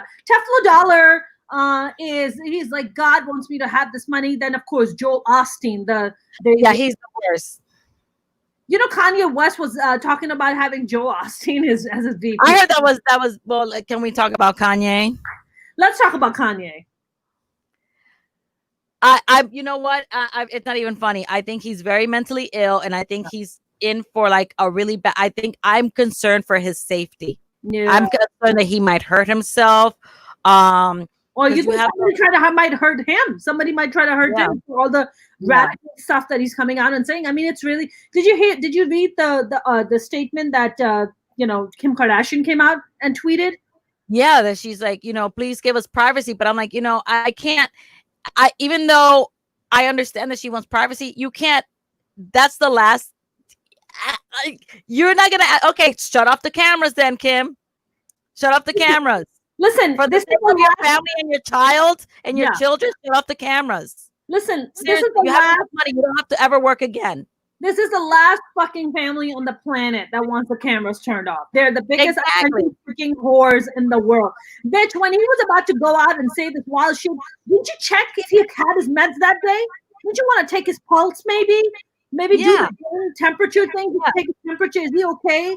Or hold him, be like, honey, what are you doing? Like, no, you're not gonna go out there. But you know what? I'm gonna put out a little conspiracy. I think they're playing good cop, bad cop. I think like he's going out there and generating all this publicity. Oh yeah, this wild shit that he said. Oh, I'm running for president, and oh, the mask is a hoax. Oh, Kim almost killed my baby. She almost went and had an abortion. I would have never had North. She wanted to have an abortion, and now Kim is like, oh my God, we need our privacy. I need compassion. It's like, give me a fucking break. Yeah, you don't. I mean, I have compassion for the mentally ill, but I also think that if she really believed that and would shut off the camera, she would pull him off from this campaign thing and have him committed. I mean, have him committed, have him whatever, or get him help. But if you're not gonna do that, you're not gonna turn off the cameras. Then I don't believe that you want privacy. I mean, I don't believe that. I don't believe it either. I honestly think this is a strategy that they've created on their part to get as much publicity as they can. And honestly, I don't know if you've been following, but Kim Kardashian has been going to law school, right? And she wants to become a lawyer. That is all her being put on the path of eventually trying to run for the president of the United States. Mark my words. Mark my words. Well, we've already seen a naked this first lady naked, so seeing the it's fine. You know, we already have a naked first lady. Listen, I mean, for naked first lady, but a naked president, that would be a first. Okay, I mean, look, nobody can take her serious. She can't even speak without sounding like she's about to cry. I mean, listen, they've become $1 billion family, but like, oh my God, like we talk. Yeah, oh my God. It's like all that like black. It's all back here. It's the black dick. That's stuck in yeah, I keep choking on all that black cock. Comedians are fucking brutal, aren't they? They are fucking relentless. I can proudly say that I've never ever seen one episode of any Kardashian. Me neither. Me too. High five, girl. You and me. I've never seen. I refuse to. Especially, you know why? And people might say they're like, "Oh, I'm hating whatever." Kim's a beautiful girl, but a lot of it is plastic. Now she was pretty before that. When she was Paris's assistant, she was really pretty. She was Paris's assistant, and then she was really pretty and everything. And then she got all this plastic. She got all this plastic work done. But as two women of color on this screen right now who have busted their asses with our talent and busted our asses to work. The fact that this bitch just got a big old plastic ass and walks around and people, you know, she has no talent. They don't have any talent. Chris is smart because Chris is the one that created all of that. But they don't have they all have the personality of belly lint. And I perform and I work hard and I've written stuff and you've written stuff and I refuse to give any publicity to someone who's just sitting there on her plastic ass. That's right. Not just plastic. And let's also not forget that the Kardashian empire is built on showing their ass and pussies. Okay, that let's also their ass, tits, and puss. Like that's all they have to offer. I mean, to me, when they talk about we empower women, no, you don't empower yourself. You do not empower women. What you do is you play into the very hands of the toxic patriarchy that feminists and women have been fighting for years and continue to fight. That you play into that and say that women are nothing but fucking sexual objects, and this is how you objectify yourself, and then you go ahead and then men go out and see us like that too. And it's like, no. You can see those hoes that way. We're not a fuck. I'm not a hoe. Fuck, those bitches are hoes. Yeah. And okay, if you want to be a hoe, but don't make it seem like you're empowering me. Because guess what? I have something to say. You have something to say. We have a platform. I have an advocacy. You have your advocacy. We all have things. We're studied. We're learned women and well read. And then I'm gonna listen to this bitch because she got a big ass and wears a waist cincher. You know, I'm not gonna subscribe. I refuse to watch them. I refuse to patronize anything that has to do with them because they're not worth it and they're ruining. I hate saying this. They're ruining the youth. I hate sounding like I'm old, but they are ruining the youth. No, 100%. I think not just youth. I think they also set women almost 50 years back with what they're doing. I saw this little girl on the train. She's with her mother, Mona. She couldn't have been older than maybe 11 or 12. Full face makeup, foundation, and everything. Lashes. No, 11. 11, 12. But look, but you can't just blame the child. You got to look at the mother. Well, no, I was staring at the mom. I was staring at the mom and looking at the kid, and I was like, "What the hell?" Sorry, what white, Latino, White. Wow. White. Was she going to like a pageant or something? Well, that's the thing. Like, she was dressed pretty normal. So if she was, I could, but even, okay, let's say she was a kid actor. If she was a kid actor, she still had grown up makeup. Her headshot wouldn't have been that grown up for a kid actor. Let's say she was going to headshots. She wouldn't have looked that grown up. Yes. And listen, and that's what also the problem is, right? Like when you take little children and you sexualize them, pedophile. Yeah. That's like a pedophile's dream. Exactly. That's what you're doing. You're appealing to, like you said, the toxic masculinity that is, hello, Shamrock Pixie. I love that name. Shamrock Pixie is awesome. I just did her podcast the other day. She's awesome. Yeah. So, you're hypersexualizing children. Kids aren't. I have this pet child. I tell you about my kid, right? I have a pet kid. No. Okay. I have a pet child because I joined Big Brothers and Big Sisters and they just give you a kid. Right. Okay. And so I have a kid. Okay. And how old is your kid? She's a rescue.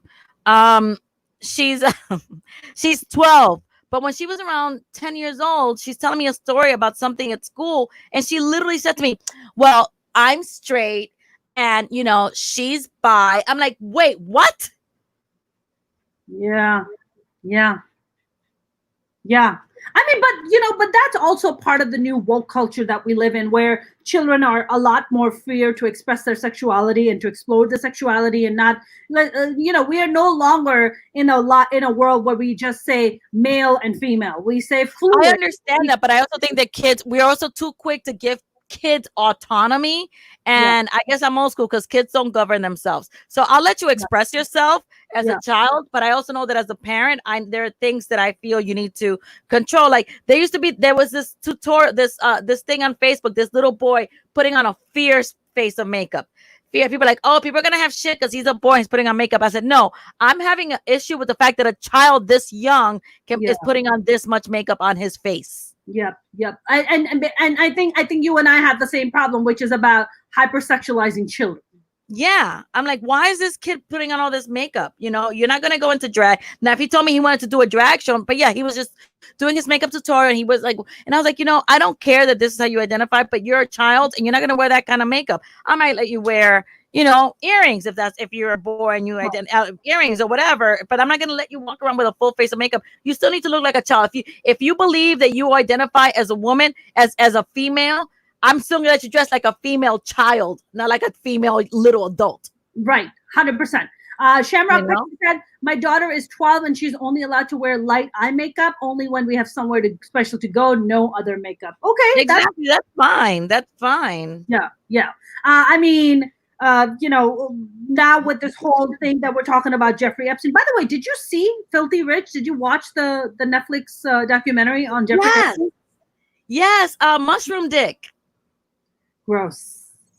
No, was it mushroom? But did he say mushroom? It wasn't mushroom. He said it looked like a Oh, you're talking about Jeffrey Epstein's penis? Yeah, they described it as something like a It wasn't mushroom. They described it like, oh, such and such dick, and I was like, had a mushroom penis. Huh? I thought Trump had a mushroom penis. Didn't Stormy Daniels talk about that? Yes, that he has a little short mushroom penis, but like Jeffrey Epstein, remember when he was being deposed, they're like, oh, so you have like a birth defect and your penis is shaped like, I forgot what it was, like they didn't say mango, but like it was some fruit.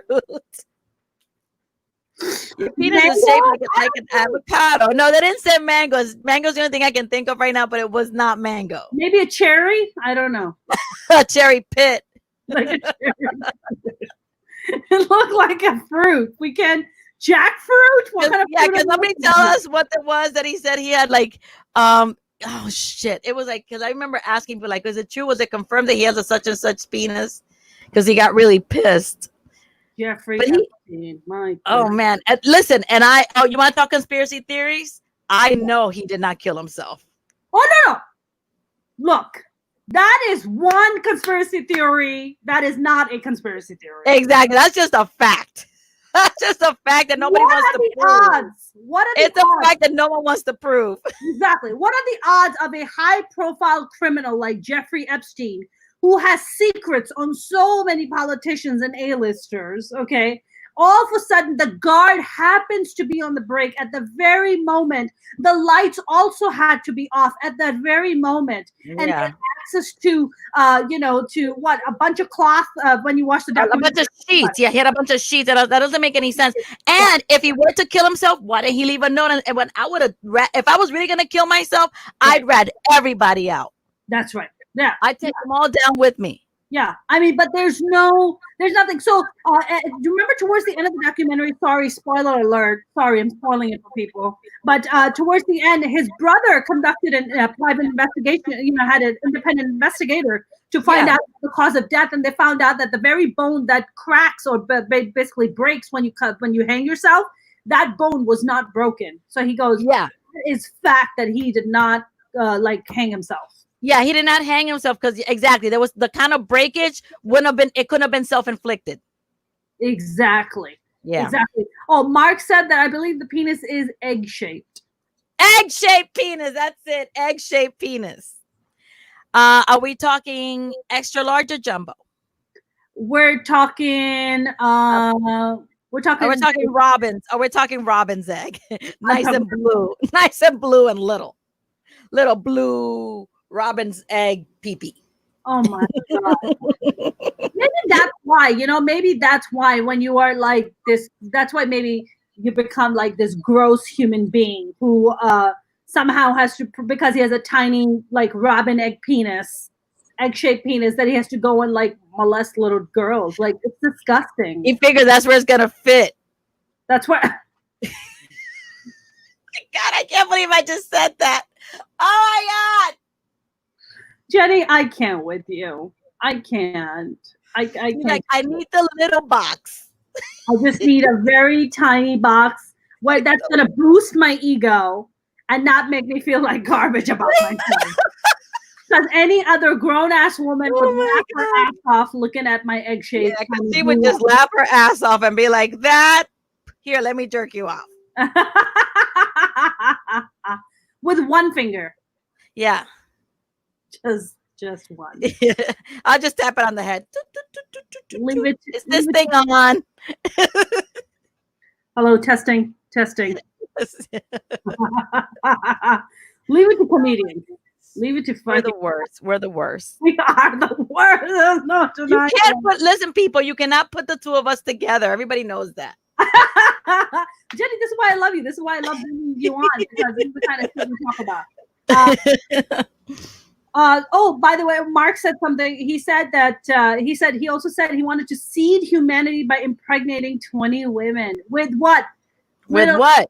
With an egg-shaped penis? With a tiny egg-shaped penis? That's gross. Doesn't mean he was going to lay eggs on the women. I think that's what he meant. I think that's exactly what he meant. Did you know that Ghislaine Maxwell and Jeffrey Epstein wanted to have a child together? And the very woman, Virginia Gilf, is that her name? How do you say Virginia? Yeah, the one that has the last name. Her last name. They wanted to have a kid. They wanted her to carry the baby. They wanted her to be a surrogate. They wanted her to be the surrogate.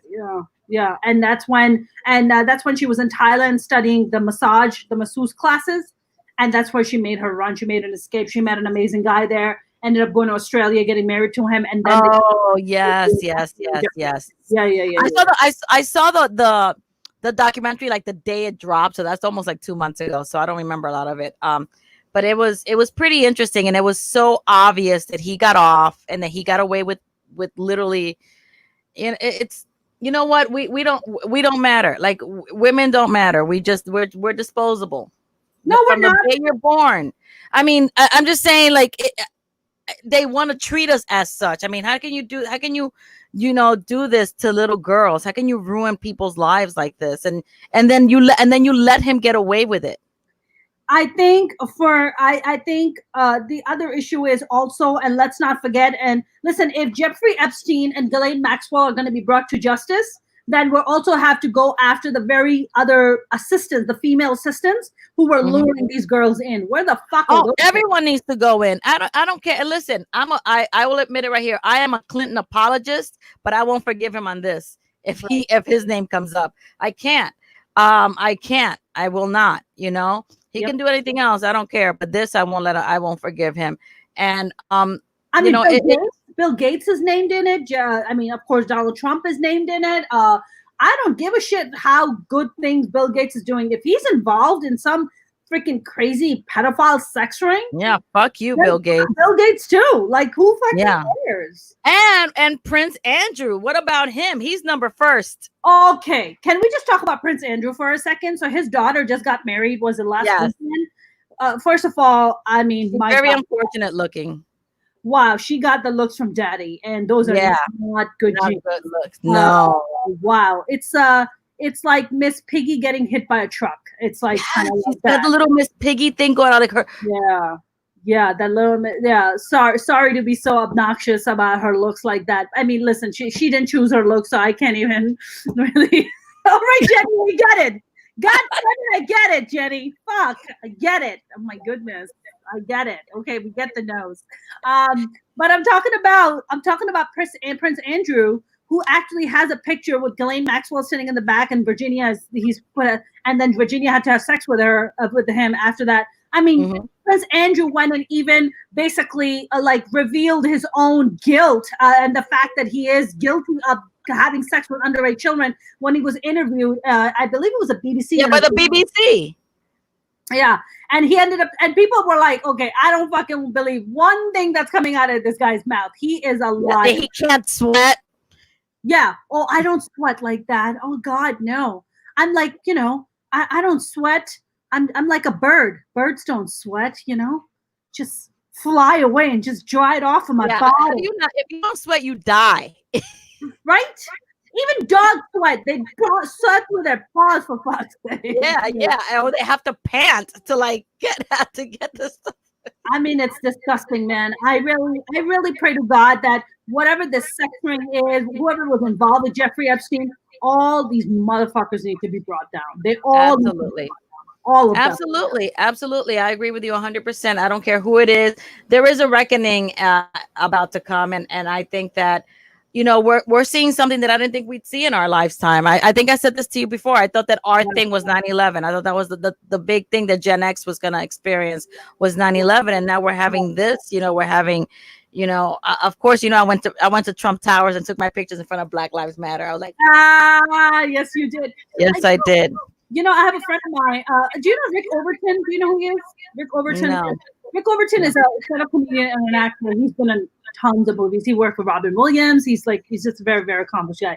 So him and I have become really good friends. And one thing he said to me, which blew my mind, was he said, if you look at the year 2020, first of all, 2020 is a year of reckoning. So that's one, because you just use that word. And second, if you look at the number 2020, what else is 2020? Vision is 2020. Vision. Everything is clear, right? And he goes, so everything. I honestly believe there's a lot more big stuff that's about to happen in 2020. Oh yeah, I think that this year we're gonna learn things that we we're already experiencing things that we've never experienced before. I mean, to see New York shut down like this, even though we're semi-open, it's disheartening. And to see, to walk around the streets and see the stuff boarded up. Sometimes I just walk into a store just because. You just want to be in the store now because you just want to be somewhere. And I went for granted, Jenny. Stuff we took for granted. Oh my goodness, that's so precious. Yeah, I had to go buy mason jars, and I had to go to Fish's Eddie down in Union Square. And first, I called. Me too, right? So I called because I don't know if they'd be open. Then when they picked up the phone, I was like, "Oh, thank you! You're so glad you're there. Thank you for picking up the phone. I love you." But that's how I felt. And then when I got there, I was like, so how are you doing? How are you feel? Like, I'm saying this to people now. How are you doing? Like, I went and I had to go to the salon. I was like, how are you doing? How are you feeling? How's everybody? Because you want to talk. You want to find out what's going on in people's world. Yep, absolutely. I think one of the things that I always took for kind of granted was getting my nails done. I mean, holy holy shit. Like, just getting my nails in, I was like, oh my God. I was like, thank you so much for doing this. I was like, here's $100 to get doing my nails, but thank you for doing this. Like, stuff you take for granted, man. Like, and now stuff is just shutting down. You don't have access to things the way you do.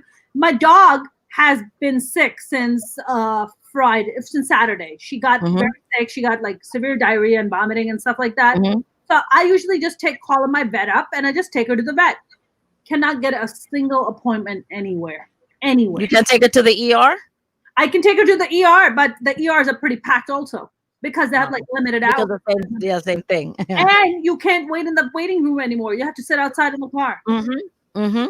Yeah. No, we do that. Like I told you, I work I work part-time at a hospital, and now I'm at the fever station and I check people in. And if your appointment is at 10:30 and you show up at 10 o'clock, I'm like, you have to come back out, go outside and come back at 10:15. We're only giving people a 15-minute window because we don't want people in the waiting room, and because then we can take you right in.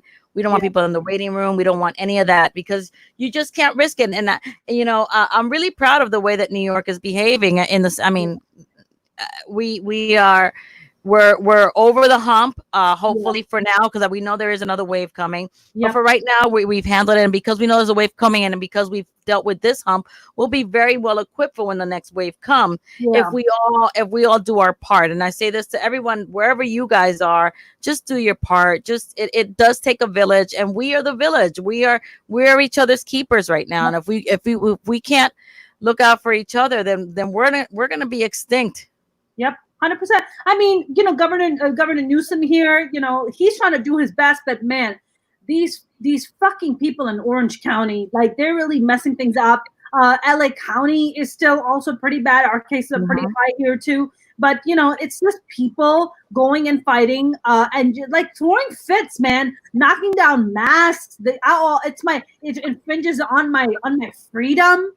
Wear the goddamn mask. Just wear the fucking mask. Actually, it's not a violation of your constitutional right, because it doesn't violate you from speaking. People say there is no right that says you have the right to not wear a mask. You have the right to not cover your face. That's not a thing. The Constitution is they want to tie it into free speech. It has nothing to do with free speech, because you could talk through a mask. That's right. Yeah, you can talk through. Yeah, so it's a dumb argument. It's a dumb argument that I don't understand. Yeah, and not just that, Jenny. It's selfish. It's so absolutely selfish. How can you not care if you may not catch it, but what about your neighbor or your neighbor's grandmother, or you don't? How dare you? How dare you? I mean, how dare you? There are people who have compromised immune system, people who are suffering from cancer, people who are, look, you're a cancer survivor. Like, holy shit, like people who are still in chemo, people who have other health issues. Listen, diabetes is a compromised immune system. And half of the country is diabetic. That's right. That's right. I mean, it's just, yeah, man, I think what we should do is people should carry water bottles. You know how you have to scare a cat with water when you spray it on it? Wear your mask. You're not going to wear a mask to start spraying them with water. Right. I said to a man one day, I said, sir, it's not going to work under your chin. He goes, well, tell that to Trump. I said, I did yesterday. Now put your shit on. Right. And I kept on walking. Do you have that in a hospital where people come in? They're like, I don't have to wear a mask. I'm not going to wear the mask. Oh, we can kick them out. We can kick them out. And I mean, this is New York. Very few people are going to be carrying guns. Who are going to give you that kind of pushback. Who are going to be wanting to pull out a gun in public, So can somebody argue with you? Then like I got in trouble because this woman wanted her temperature taken on her wrist, and I was like, all right. And then like, no, it has to be on the forehead. And I got in, and I was, and then I told her, I said, I let her go that one time. I said, but I'm not doing this again, because that's not what we wanted. The most accurate is right here, because now that's so far away, but the gun doesn't even touch your forehead. No, but the whole thing is that now that's a laser, and it's gonna fuck up your brain. It's gonna fry your brain. I'm like, yeah, if I kept it there for 10 hours. Right. Okay, and Jenny, let's be honest. People who are worried about their brains getting affected usually don't have one. Nothing's gonna affect them. Like, you're fine. Go sleep with your cell phone under your pillow.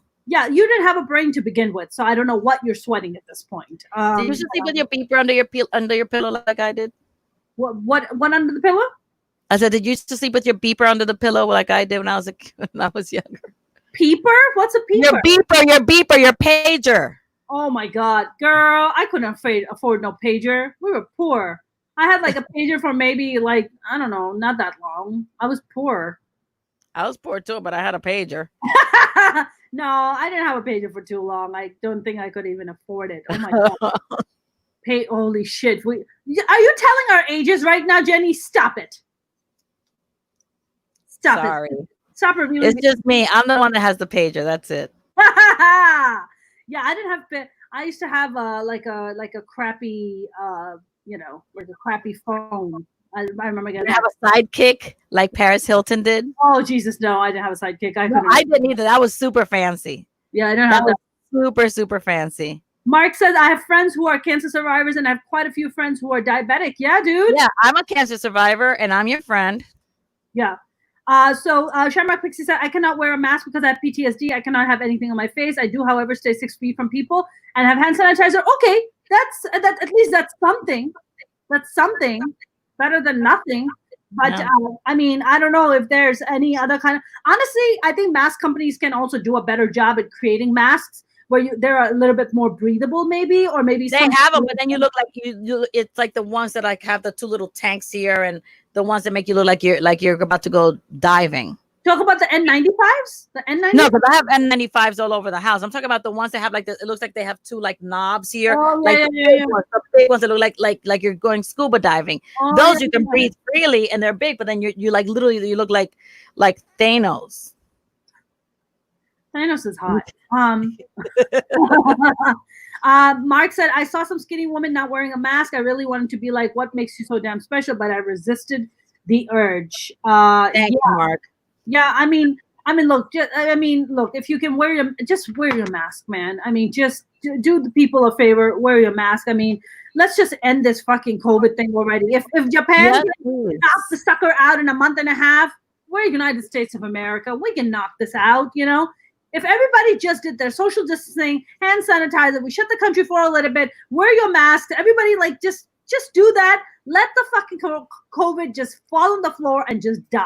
See, that's the thing. But but it's because it has to come on from the top down. Like we shut down New York and we got a handle on it. Right. That's right. Yeah, you did. I mean, look, in New York, I was talking to a friend of mine in New York, and he was telling me, he's like, look, if you're in New York, if you haven't, you had it at some point, and you develop antibodies in your body. Like there's no way that you were able to escape it. There's just no fucking way.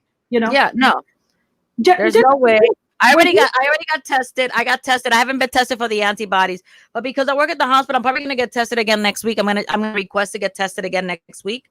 Yeah. And even as a hospital employee, I have to fill out a pass. And I mean, we're on the honor system, but you have to fill out a form every morning, and it gives you a green pass or a red pass, and and you have to flash your phone.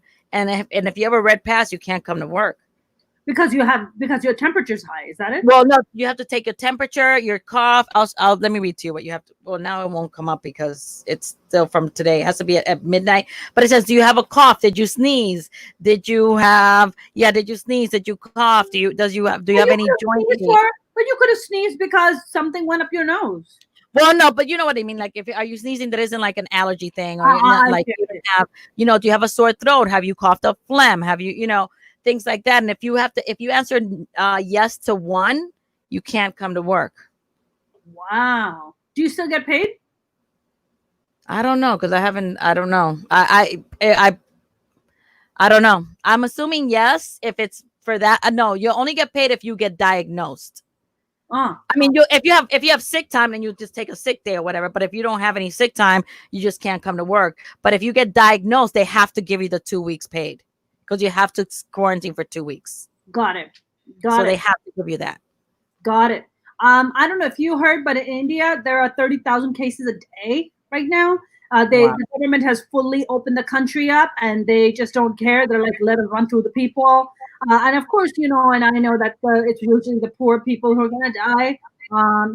The elderly people are going to die. The sick people are going to die. But the government doesn't care. Modi is the American Trump, and he just doesn't care. He wants the economy back up on at the cost of people's lives, and he just doesn't care. I mean, it's Well, Trump is never going to get the economy to where he thinks he got it. First of all, it's not his economy; it was Obama's economy, and he's not going to get. There's no way he can revive us. We only have 5 more months of 2020 to go, and we're still not COVID free. So until COVID is gone, we're not going. The economy's not going. Even if the, let's say, a vaccine comes out tomorrow. Yeah. I'll jump on the conspiracy theory on that. I'm not going to be one of the first people to take it. Yeah. I'm not gonna. I'm gonna wait. Let somebody take the bullet. You just go ahead. You go ahead. No, listen. They're guinea. I'm not doing it. I don't know. There are people having long-term effect just from having the illness alone. People who've recovered and now have like permanent scars on their hearts and stuff, and on their lungs, and and I'm like, I'm not. I rather, again, wash and cover and distance and be careful and be respectful of others and mind your space and be nice and say please and thank you. Please and thank you. Don't forget to say that. Shamrock Pixie said they are now saying that there are people who had it back in December and January, but they cannot prove it because it was not thought of then. Right. But those people can get tested, and if they have the antibodies, that they had it. And they can, and if they can get tested, if they've proven to have antibodies, they can donate their plasma. Which, if anybody here had it, and you please go get tested for the antibodies, and you can donate plasma because that's going to help towards the vaccine. Right. Mark said brown folks are not rushing to the vaccine. We remember the Tuskegee experiment. That's what I'm saying. I'm not trying. Listen, not only that, they tested the birth control pill on Puerto Rican women. And really? They sterilized them. Oh yeah, they sterilized a bunch of Puerto Rican women trying the pill. Yes, they sterilized a bunch of just like the Tuskegee. Look it up. The sterilization of the Puerto Rican women. Sorry, what is the Tuskegee experiment, please? Pardon my ignorance. Tuskegee experiment was they took some men and they gave them syphilis without their knowing to see how syphilis would affect them. And they only gave it to black men.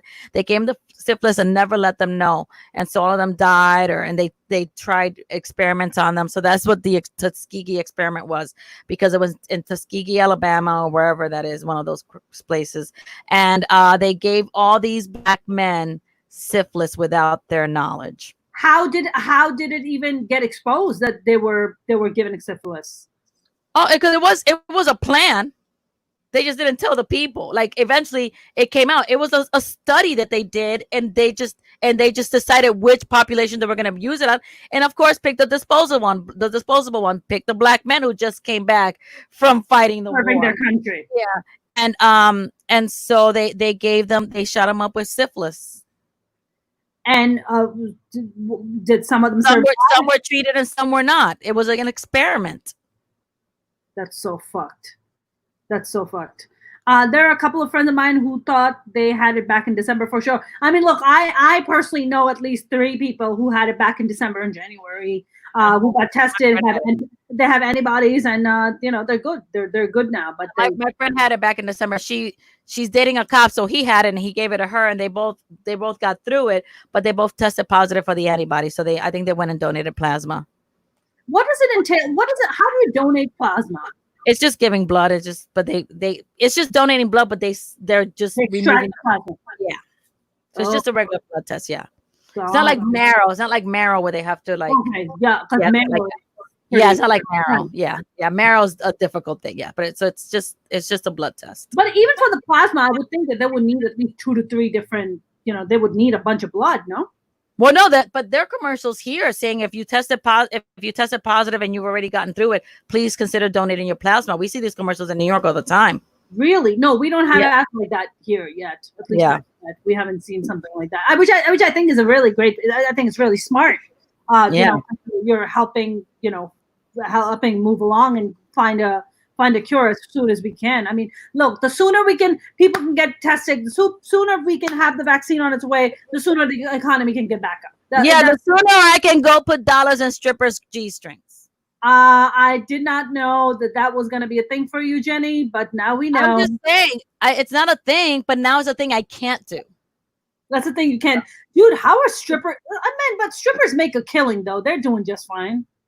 Where? They're not. You can't go to a strip club now. No, of course not. But In Texas, they had a drive-by. Did you see that in Texas? They had a drive-by strip club. Brooklyn. Oh, Texas. Oh, Texas. I was gonna say, oh, Texas. But look, Texas has soaring numbers. Florida has soaring numbers. I mean, it's just disturbing. You know. Yeah. It's really crazy. All right, one last thing by Shamrock Pixie, and then we're going to start wrapping up. Shamrock said, where we were really sick in January, so we think that we may have had it. Only thing is, I can't donate plasma because I just had a bunch of blood transfusions last year because I almost died from my spleen. Oh yeah, well listen, I can't give blood either because I'm highly anemic. So even if there are some of us who just don't qualify to give blood. So if you're not qualified, you're not qualified. So don't feel bad about that. Wait, did you know that gay men still can't donate blood? I did not know that. That's crazy talk. In New York, yeah. I don't know if it's all over, but in New York, gay men cannot donate blood. I don't know if that's the case for California. Yeah. But I look it up because I know that was happening. Because I asked somebody, I was like, "You're kidding me?" They're like, "Yeah, you can. Gay men can donate if you're out and you say they don't take your blood." It's an antiquated law. It was an antiquated law that came about during the AIDS crisis. Sure. And they never reversed it. Wow, that's crazy. Jenny, where can we find you? Do you have any online shows coming up? You know what? I'm gonna start, which I used to put my shows on my calendar on my website, and now I stopped. But now I've been doing Zoom shows, so I will be starting putting my shows on my calendar. So Jenny Saldana, Jenny, well, that right there, it's right there.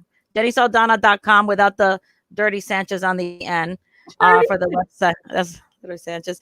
On Instagram, I'm the Little Brown Girl Show on Instagram. On Twitter, I'm Hooray, HOORAY, the number 4, and boobies, because I love those.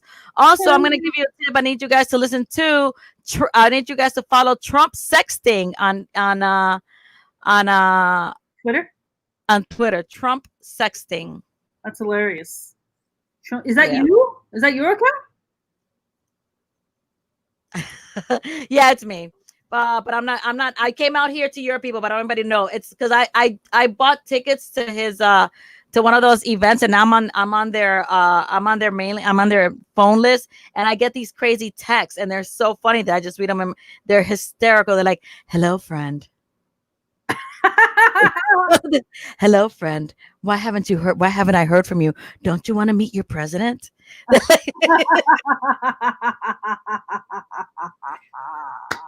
I get them all, and then sometimes they're one of the kids. My dad thinks you're special. I'm not lying. Like, and so I read them, and so Trump sexting, but I'm not letting anybody know it's me. So you guys know it's me, but please, please, please don't rap me. Don't out me until it goes viral. Then out me. When it goes viral, be like, I know who it is. Right. And then Trump is in the Secret Service after me. Mark's one last thing. Shamrock said, Pixie said, have an amazing evening. Thank you very much, Shamrock Pixie. You too. Yeah, Shamrock Pixie. And Mark said strippers are considered essential workers by the defense. Not in New York, they weren't. Too many cooties. Nah. Too many cooties. Yeah, that's right. Nobody needs those cooties. We have enough cooties to go around. Jenny, always a pleasure having you, my friend. Always a great time. You always call me. I'll always do your show whenever you call me. I love this woman. I want everybody to know I love this woman. I love working with you, Mona. Your hair, you're having an amazing hair day as always. Girl, I haven't washed it in 3 days, but thank you though. No, dirty hair always looks the best. Look, dirty hair looks the best. You look gorgeous. Gorgeous. Thank you. You're the best. I love you, Jenny. All right, guys. I am out. Bye, my love. Stay safe out there. Bye, my love. Bye-bye. Have a good night. Bye. Good night. That was the amazing Jenny Saldana. I hope you guys had a good time. If you have not subscribed to my channel yet, please do. It would mean the world to me. It is a new YouTube channel that I am growing. Little side story about my YouTube channel. Last year, I hired a lady, a marketing lady, to expand and to grow my YouTube channel.